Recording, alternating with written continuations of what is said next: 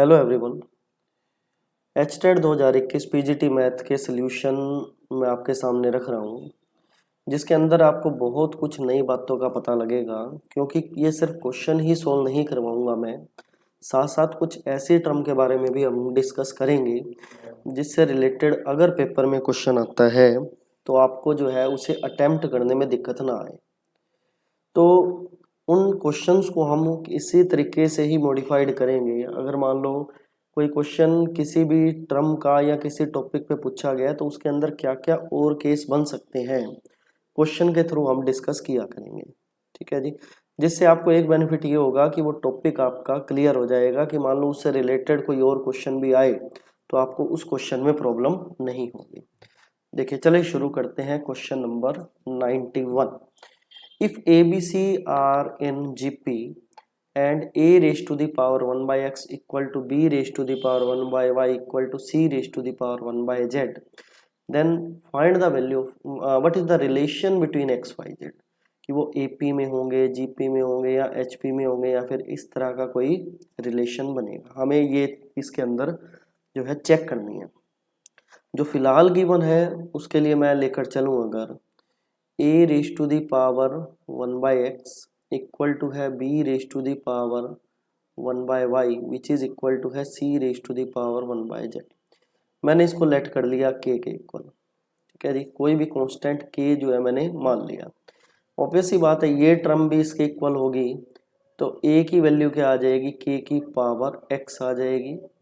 Similarly जब इस number को इस वैल्यू के इक्वल रखूंगा तो b की वैल्यू k की पावर y हो जाएगी। इसी तरीके से c की वैल्यू जो है k की पावर z हो जाएगी। हमें a b c जो है जीपी में गिवन है।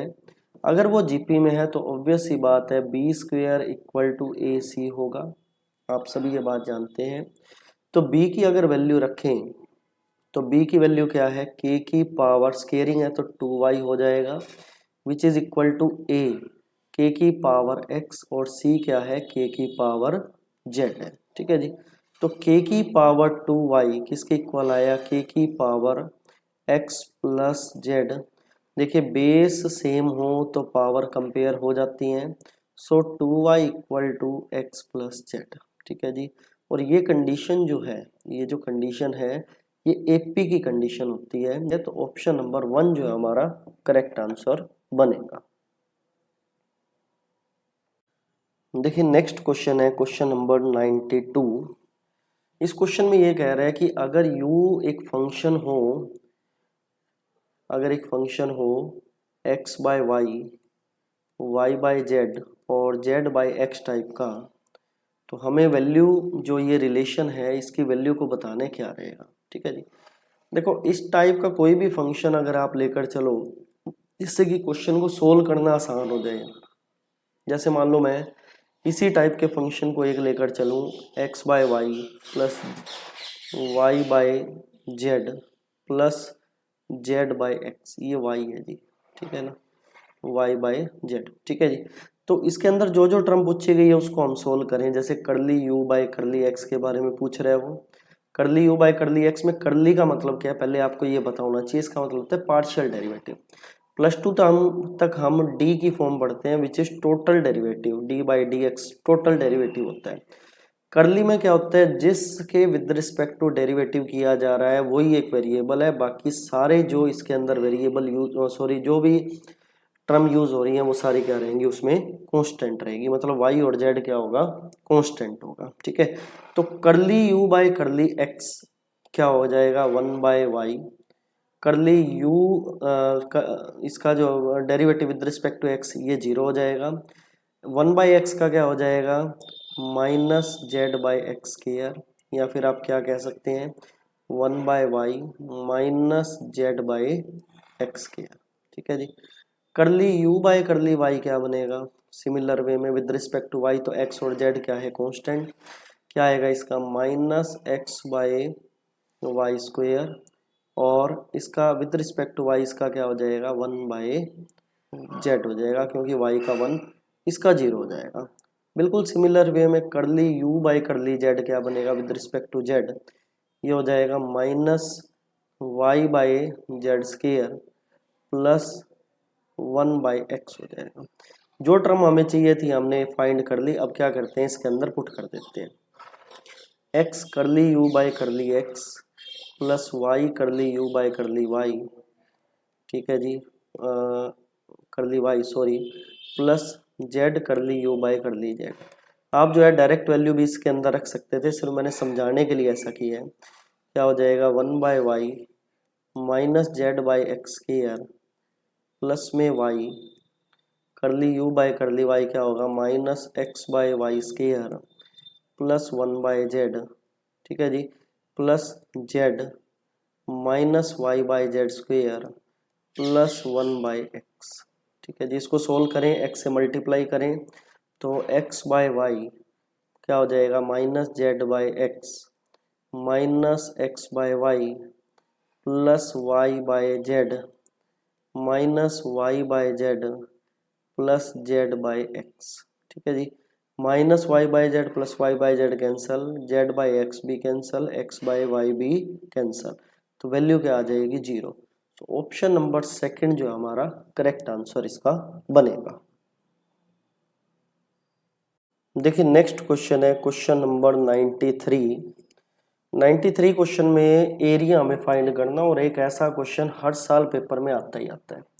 दो कर्व गिवन होगी, उनके जो है बाउंडेड एरिया को फाइंड करना होगा। कई बार जो है पैराबोला और जैसे ये लाइन का क्वेश्चन है वो आ जाता है, कभी दो सर्कल का आ गया, पैराबोला सर्कल का आ गया, ठीक है, तो मिक्स क्वेश्चन आता है। तो इस टॉपिक को अच्छे से क्लियर करें, आपका ये क्वेश्चन रह ना जाए, ठीक है जी। तो x square equal to 4ay और x equal to 4y minus 2। देखिए क्वेश्चन किसी भी तरह का है, इंटरसेक्टिंग पॉइंट निकालने का मेथड सेम रहेगा, ठीक है जी। क्या होगा कि यहाँ से एक वेरिएबल की वैल्यू निकाल के इसके अंदर दूसरे में पुट करोगे तो दोनों कर्व के इंटरसेक्टिंग पॉइंट आपके पास आ जाएंगे। जैसे x equal to 4y minus 2 है, तो इस 4y की वैल्यू को एक्स स्क्वायर यहाँ पे मैं पुट कर देता हूँ, तो x equal to x square minus 2, क्या वैल्यू आ जाएगी, x square minus x minus 2 equal to 0। हम इंटरसेक्टिंग पॉइंट को फाइंड कर रहे हैं जिसके अंदर हम इसके फैक्टर अगर करें तो एक तो x की वैल्यू आ गई 2 और दूसरी -1, ठीक है जी। जो पैराबोला आप ड्रा करेंगे, थोड़ा सा इसका आइडिया मैं आपको देता हूँ। जो पैराबोला आप ड्रा करेंगे वो किस टाइप का होगा, एक रफली अगर आइडिया लगाएं, x square equal to 4ay इस टाइप का बनेगा।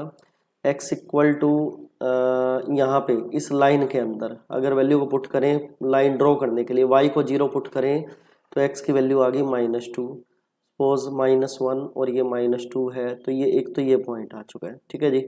और y को 0 x को 0 रखें तो वहाँ वैल्यू क्या आ जाएगी, y की 1/2, जैसे सपोज ये 1/2 है, तो लाइन कुछ इस तरह की बनेगी, ठीक है जी। ये कुछ लाइन होएगी, तो जो पोर्शन है हमारे पास वो कुछ ये बनेगा, ये पोर्शन होगा बाउंडेड पोर्शन। और मैं डार्क कर रहा हूँ, ये हमारे इंटरसेक्टिंग पॉइंट्स हैं, ये जो मैंने किए हैं डार्क, ठीक है, जिसके अंदर x की वैल्यू 2 है और y की वैल्यू -1 है। हमें y से कोई मतलब नहीं है, y जो मर्जी आए, ठीक है जी, क्योंकि ना वहाँ पे इतना टाइम भी नहीं होता कि y की वैल्यू भी निकाल लें, और हमें सिर्फ x की लिमिट से मतलब है। सर्कल के मतलब सॉरी लाइन ऊपर है और पैराबोला उसके नीचे है, तो बाउंडेड पोर्शन निकालने का जो एरिया है वो क्या रहेगा, लिमिट क्या है, -1 to 2, ठीक है जी।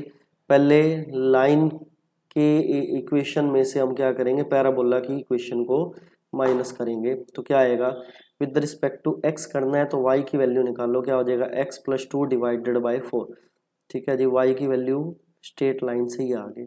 सिमिलर वे में y की वैल्यू पैराबोला की क्या आएगी, एक्स स्क्वायर बाय 4, ठीक है जी। अब इसको सोल्व करें, अगर 1/4 हो गया बाहर, तो x की जो x का इंटीग्रेशन क्या हो जाएगा, x square by 2 plus 2x minus x cube by 3 from limit -1 to 2, ठीक है जी। तो 1/4 बाहर, वैल्यू पुट अगर करें 1/2, पहले 2 पुट करें तो क्या हो गया 4, फाइनल माइनस इनिशियल माइनस -1 का स्क्वायर 1, ठीक है जी। +2 इंटू में x की जगह पहले 2 पुट करें, फिर -1 पुट करेंगे तो +1 हो जाएगा। ऐसे ही 1/3 बाहर, 2 का क्यूब हो गया 8, माइनस का 1 रखेंगे तो ये प्लस का 1 हो जाएगा। ठीक है जी। तो वैल्यू हमारे पास क्या बनेगी 1/4 और ये हो जाएगा 3/2। ठीक है जी। प्लस ये कितनी होगी वैल्यू 3 इंटू 2 6 माइनस 9/3 कितना हो गया ये 3 हो गया। तो टर्म सोल्व करने के बाद हमारे पास क्या बनी, ये बन गई 1/4 3/2 प्लस 3। एलसीएम हमारे पास क्या आया 2 एलसीएम आ चुका है। तो 3 + 6 9/2 1/4 इंटू में 9/2 विच इज 9/8 हो जाएगा। ठीक है जी। तो ऑप्शन नंबर 3 जो है हमारा इसका करेक्ट आंसर बनेगा। नेक्स्ट है question number 94। Generator of group Z+, हमें बताने इंटीजर के with respect to addition generator बताने हैं। किसी भी ग्रुप के जनरेटर तभी एग्जिस्ट करते हैं जब वो ग्रुप जो है साइक्लिक ग्रुप हो। आई होप ग्रुप के बारे में आपको पता ही होगा, जिसके अंदर कोई भी नॉन एम्प्टी सेट लेकर चलें तो 4 प्रॉपर्टी होल्ड करती है, जिसके अंदर क्या क्या शामिल होता है क्लोज्ड सेट। ठीक है जी।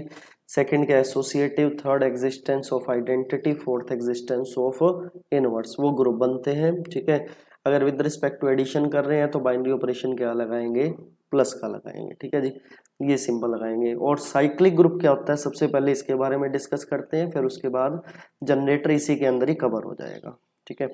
इस साइक्लिक ग्रुप डेफिनेशन अगर आप नोट करना चाहे कर सकते हैं। A cyclic group is a group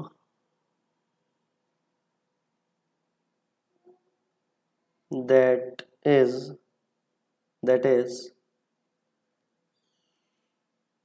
generated by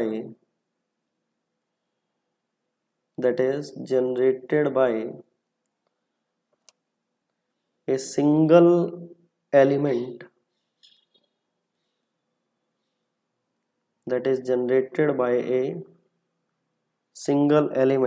मैंने लेट कर लिया वो सिंगल एलिमेंट क्या था G। मान लो कोई भी नंबर हो किसी भी तरह का, जिससे सारे के सारे एलिमेंट जो है जनरेट हो रहे हैं, such that every other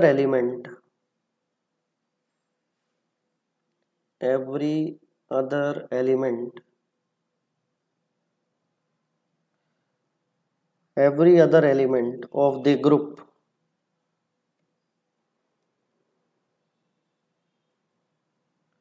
can be written as a power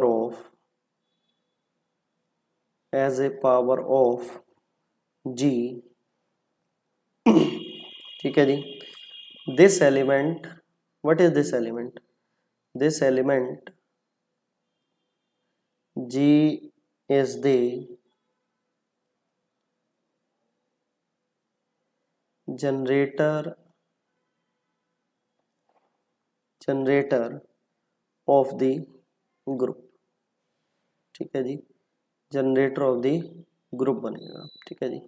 ये क्या कह रहे हैं, कोई भी साइक्लिक ग्रुप वो ग्रुप होगा जो कि जनरेट हो बाय अ सिंगल एलिमेंट, एक सिंगल एलिमेंट से सारे एलिमेंट बन जाए उस ग्रुप के। मान लो जी कोई ऐसा एलिमेंट है जिसकी पावर करते जाएं, पावर बढ़ाते जाएं। ठीक है जी। तो उससे ग्रुप के हर एक एलिमेंट को जनरेट किया जा सके, तो जो ग्रुप है वो साइक्लिक बनेगा और जो जी है वो जनरेटर बनेगा। ठीक है जी। तो उस जनरेटर की बात कर रहे हैं जिससे कि जेड के सारे एलिमेंट जनरेट किए जा सके। तो जनरेटर जो है इंटीजर के विद रिस्पेक्ट टू एडिशन दो होते हैं, -1 और +1। -1 और +1 से जेड के हर एक एलिमेंट को जनरेट किया जा सकता है विद रिस्पेक्ट टू एडिशन। 2 को जनरेट करना हो तो 1 को लिख दो 1 + 1, 3 को जनरेट करना हो तो 1 को लिख दो 1 + 1 + 1। ठीक है जी। ऐसे ही सारे एलिमेंट जनरेट किए जा सकते हैं। तो -1 एंड +1 जो है जनरेटर बनेंगे किसके of the group Z plus के। तो ऑप्शन नंबर सेकंड जो हमारा करेक्ट आंसर बनेगा। देखिए नेक्स्ट है क्वेश्चन नंबर 95। -π/2 से π/2 इंटीग्रेशन करना है हमें, फंक्शन गिवन है। देखिए लिमिट -a टू a की फॉर्म की है, तो इसमें जो है कंसेप्ट कहीं ना कहीं दिमाग में यही चलता है कि फंक्शन को चेक ही कर लिया जाए कि फंक्शन इवन है या ओड है। ठीक है जी, इवन या ओड के अकॉर्डिंग हम प्रॉपर्टी का यूज कर सकते हैं। उसके अकॉर्डिंग हम क्या करते हैं, x को -x से चेंज करके देखा जाता है कि फंक्शन में कोई चेंजिंग आई या नहीं आई या सेम एज इट इज है। लेकिन हम ये जानते हैं कि cos तो इवन फंक्शन होता है, तो वो एज इट इज रहेगा cos x और ये रहेगा cos क्यूब x। तो f ऑफ -x जो है fx के इक्वल ही आ गया, ये सेम आ गया। ठीक है जी, तो ये जो केस है इवन फंक्शन का होता है। अगर -fx के इक्वल आ जाता तो फंक्शन ओड होता। तो इंटीग्रेशन की प्रॉपर्टी के according -a to a fx dx 0 होगा if f is odd function.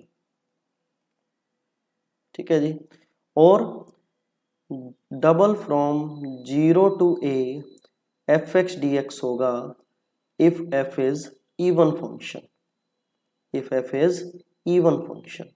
ठीक है जी, तो यहाँ इवन फंक्शन है तो हम क्या करेंगे, इस इंटीग्रेशन को हम कुछ इस टाइप से लिख सकते हैं, 0 double from 0 to π/2 under root cos x minus cos cube x dx।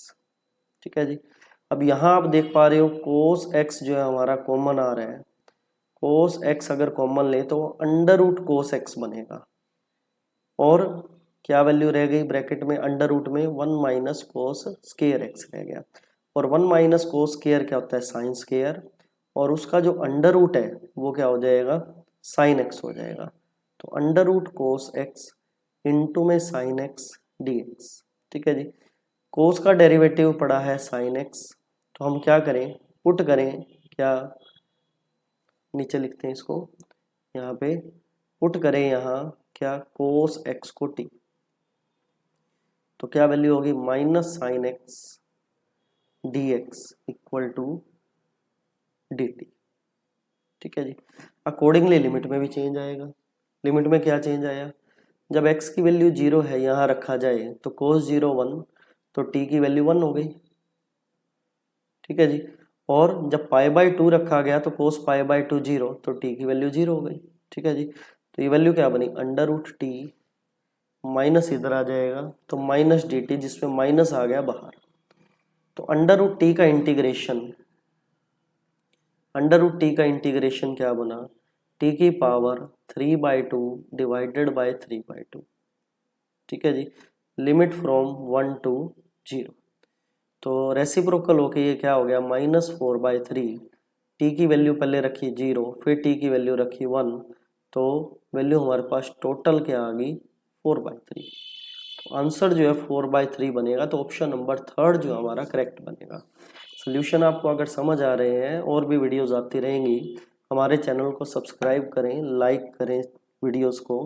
दोस्त आपके और भी हैं जो एचटेट की तैयारी कर रहे हैं, उन तक अपना सोल्यूशन जो मेरी वीडियो है उन तक प्रोवाइड करवाएं प्लीज़, ताकि जो है उनको इस जो वीडियो का बेनिफिट मिल सके।